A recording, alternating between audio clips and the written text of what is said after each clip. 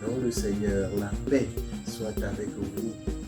C'est l'histoire d'un film, Silence, de Martin Scorsese. Un film sorti en 2016 qui raconte l'histoire d'un missionnaire jésuite portugais au Japon. Un d'entre eux, Ferreira, qui partit plus tôt, ira jusqu'à renier sa foi de chrétien devant la persécution des Japonais. Deux de ses disciples jésuites et condisciples confrères iront pour chercher à le convaincre de revenir à la foi chrétienne. Arrivés sur les lieux, ils comprennent que la persécution japonaise, elle est dure. Et pour forcer les missionnaires jésuites à abandonner leur foi, les Japonais persécutaient et tuaient d'une manière ignoble les chrétiens qu'ils évangélisaient afin de les forcer à abandonner et à renier leur foi. À la fin, un des disciples de Ferreira, un des compagnons de Ferreira, qui s'appelle Rodriguez, abandonna aussi sa foi, mais à sa mort, on comprit que sa foi était plus intérieure qu'extérieure.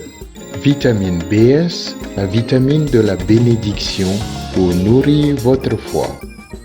Bien-aimés de Dieu, nous voyons aujourd'hui dans les lectures Jésus qui envoie ses disciples deux par deux et qui les envoie en mission.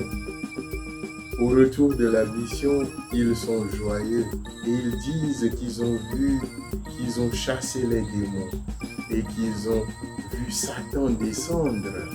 Mais Jésus leur répliqua d'être heureux parce qu'ils ont contribué à faire avancer le royaume de Dieu plutôt que de détruire Satan.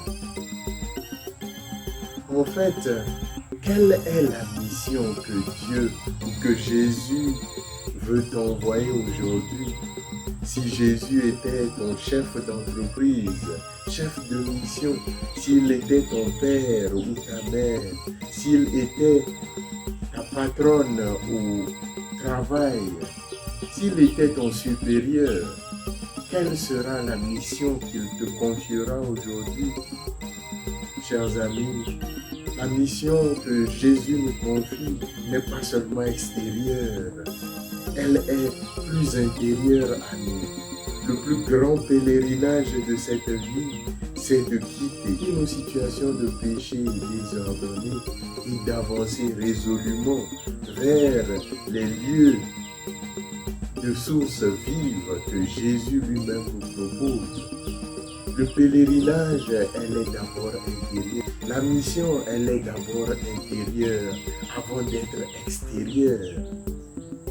Et c'est le plus difficile que de corriger nous-mêmes nos penchants mauvais afin de pouvoir aider les autres.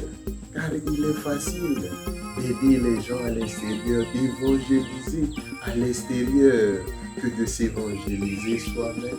Les disciples, en revenant, deviennent heureux parce qu'ils ont accompli leur mission.